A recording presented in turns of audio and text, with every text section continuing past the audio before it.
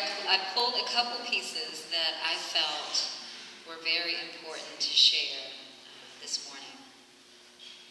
So Reverend Raymont has frequently been referred to as a Renaissance man. And as a lifelong learner with a passion for self-development, personal transformation, transmutation, and self-awakening, he lives his bliss as a teacher, mentor, speaker, minister, and more. His mission is to live more, to live, move, and be an active member of society who serves to educate, elucidate, emancipate, awaken, and empower people and communities. Through his service and through his transformative teachings, technologies, and practices of New Thought, these people and communities recognize, realize, and materialize their full divine potential. And when he said that he's an active member, active stands for authentic, compassion, transparent, inspired, vibrant, and empowered. So you are my kindred brother through and through, and I didn't know that until I just read that. So with that, I am complete, and I am passing the mic on to you, Brother Dr. Reverend Raymont Anderson.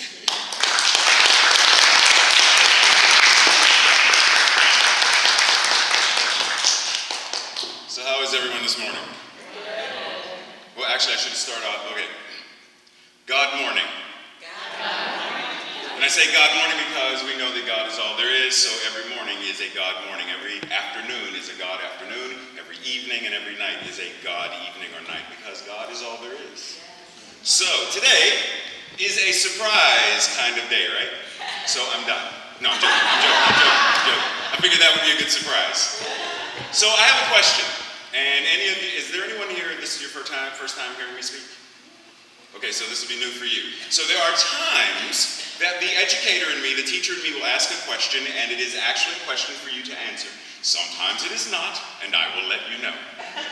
This question is one to answer, so think about this for a second.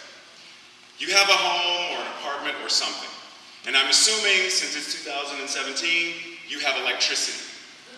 How many of us have a surge protector in our house or in our office? Okay, now, the purpose of this, someone want to volunteer, what is the purpose of this surge protector? To keep, I like that one, to keep things from blowing up. Because, you know, electricity, the energy of electricity can surge through the power lines at certain times. And if that's not there, the circuit box or whatever will go, oh my goodness, this is too much, and it will shut down. And if it's a whole lot, then it will catch on fire. Now, the more important question, however, is, do you have a surge protector in your mind? Now, the difference being, surge protector in your home or your office is to protect or prevent it from burning down. Surge protector in our mind or our consciousness prevents us from burning up. Amen. Meaning being filled with or by God, by Spirit. Now, you may ask, well, why would we surge protect, why? Anytime we, think about this for a second. Anytime we are fearful, we're blocking Spirit. Anytime we are standing in a position or place of self-incrimination, low self-worth, low self-esteem, I don't feel worthy, etc., then we are blocking. Now, put that up there just for a second. Anybody in here ever read in the Bible, there's a story about the Sadducees and Pharisees and whatnot grab this woman and they run and take her to Yeshua and they throw her down and say, we caught her in the act of adultery. We need to punish her. And Yeshua says, how many times am I going to teach you people the same lesson? So listen. How many of you have never sinned? And not a hand went up. And he says, so whichever one of you have never, you are the one who has the right to stone her. And they were all like,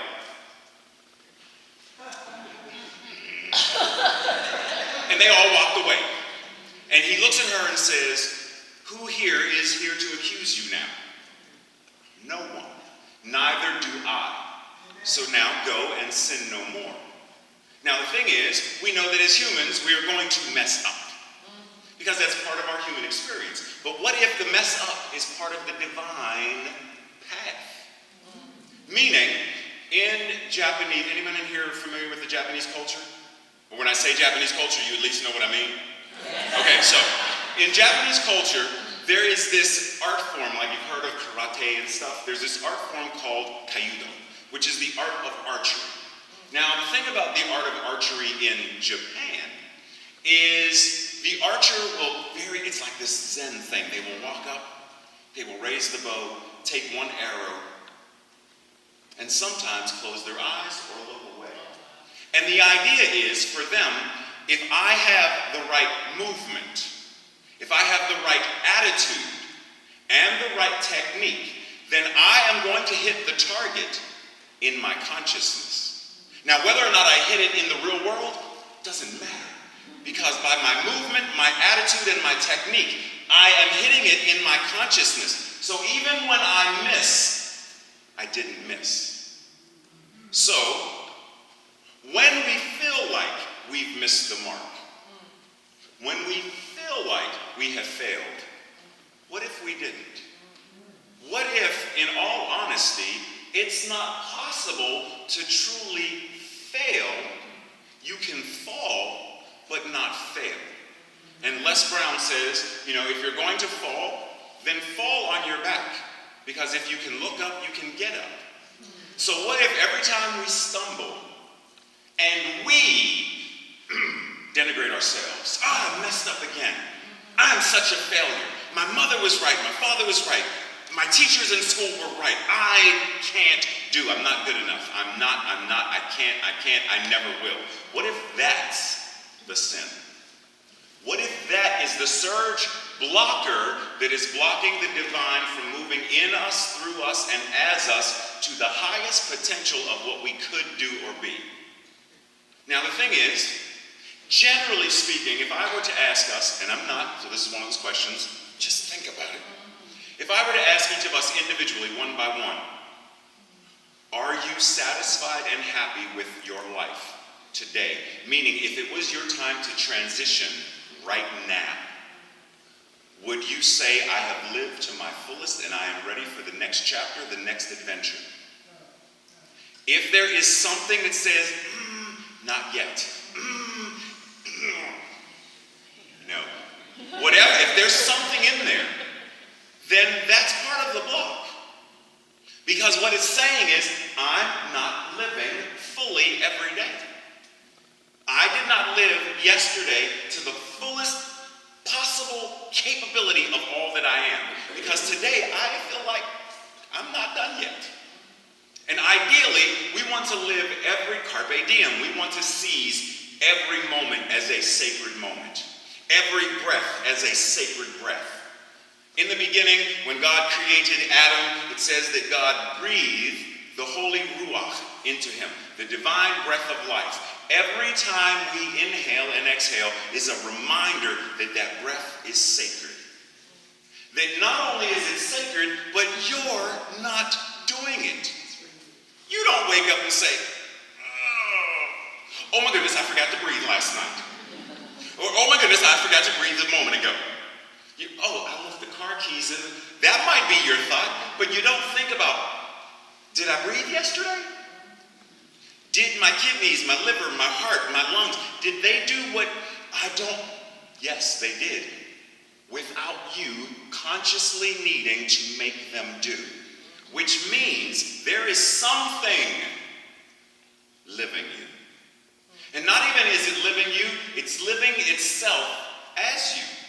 Because if it is all there is, then it has to be right there where you are. In that individualized, particular self-expression, the specific human form, your body temple is God, is the divine, is the I am. And anytime we let thoughts and doubts and hindrances, etc., block us from that, then we are the ones who are blocking all of our potential possibilities, holiness, and sacredness. There's a story, Moses goes to the mountain and, 10 Commandments and stuff, and he comes back down and the people are like, oh, whoa, what? Because he was shining so brightly, it terrified them. Now, in that moment, Moses had two choices. Teach them and educate them, inspire them, because to inspire means to be filled with that holy breath. Because that ruach that God breathed into Adam, another translation is God inspired Adam to live. So inspiration, once again, is a reminder that we are filled with this divine and sacred impulse that says, create, do, and live. Every breath, create, do, and live. Be what you are. Be the I am. So Moses comes down and he had this opportunity. I can teach them how to shine so brightly, or I'll make it easier on them.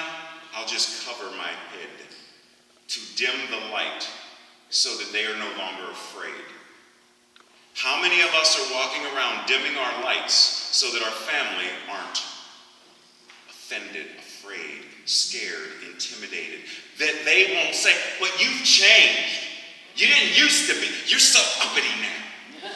You're so new thoughtish now. You're like a hippie. So we modify to make it comfortable for them.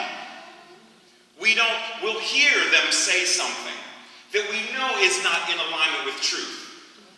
And rather than speak our truth, and sometimes I know and understand, like if I tell my grandmother what I'm thinking right now, she's going to go off into some, I'm not getting into that discussion. And that's fine, I understand that. But can you go into a moment of prayer and know the truth of and for? So rather than hearing about the lies, the untruth, the stuff, and taking it in and getting frustrated, or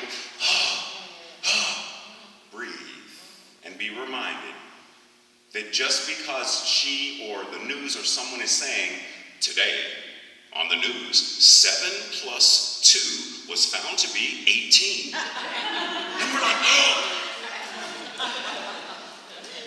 it's 18 now. Oh my goodness, I need to balance my checkbook completely different. Oh my goodness. Do we do that? No. Because we know it's a lie. We know it's not truth.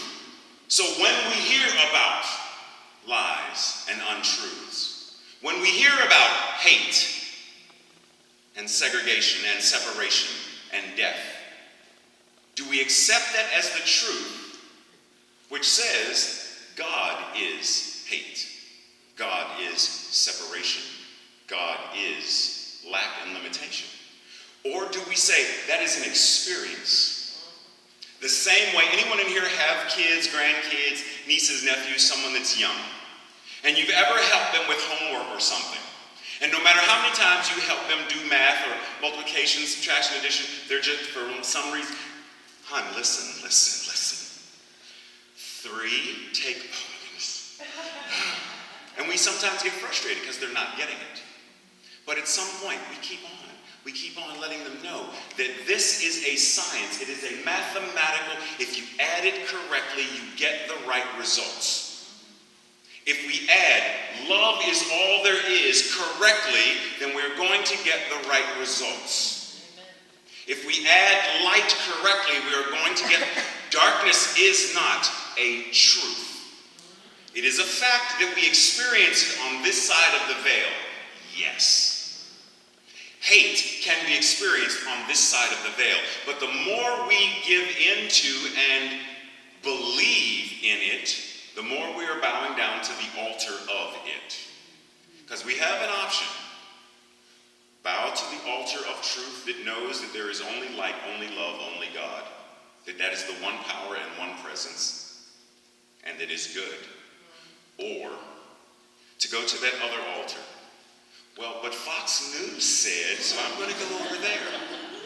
But CNN said, so I'm going to go over there. But people are saying, but what, there might be war. Or do we go within and know that one person can make a difference? One person with the consciousness that knows that they know can change the world. I would venture to say almost everyone in here, and I may have said this the last time I was here, don't know, but I'm going to say it again, just to remind you. Especially since there's some new folks that never seen me. I would venture to say that everyone in here has a cell phone. I'm 51, right? When I was 18, cell phone did not exist. It was a phone connected to a cord, connected to a wall. And if I was out in the street and needed to make a phone call and didn't have coins, you have a dime? You have a dime? And then it eventually went up to a quarter and whatnot. Yeah, when I was young, it was a dime. Now, not only can I call whoever I want to call, unless I don't have signal, but I can call whoever I want to call. I have complete access to the internet if it's a smartphone. Technically, we are carrying many computers in our pockets. But when I was in high school, it was unheard of. But somebody had vision and foresight and creative possibility and said, I'm going to, and think way back, I'm going to create a box with a glass tube with some knobs, and people are going to be able to see that redhead comedian named Lucy. And people are like, Doug, hush. Be quiet, you're a plumber. What are you talking about? I'm going to call it television. If we go way, way back, he would have been burned at the stake for witchcraft for even speaking about something like that. But nearly every house has at least one television.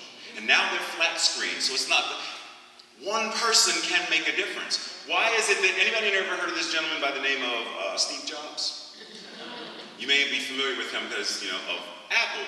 And there was a commercial that came out many years ago about the misfits. And it comes from a poem written by this other guy, whose name I can't remember right now. But the idea is the misfits, the outcasts, the people who are on the fringe, who have these crazy ideas, who believe that by not eating, they can stop a war, who believe that by marching or not catching the bus, they can prevent and block segregation.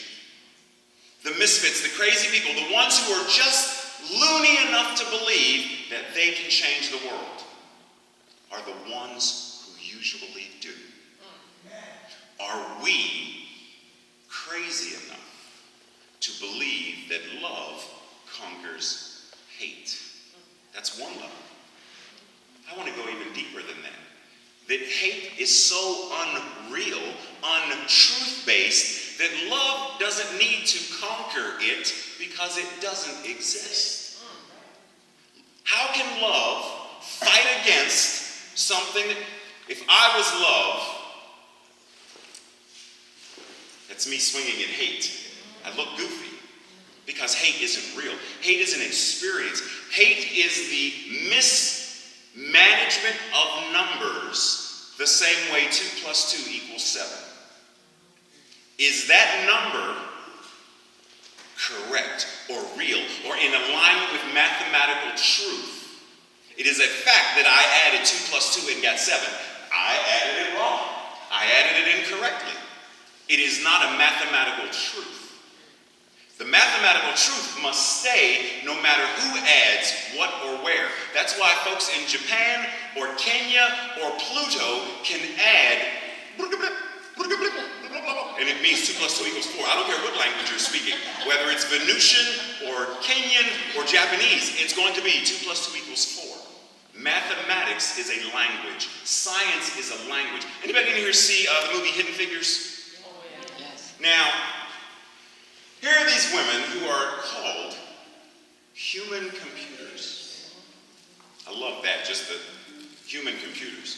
But the idea that this one woman was called in to assist these folks with calculating how to, in space.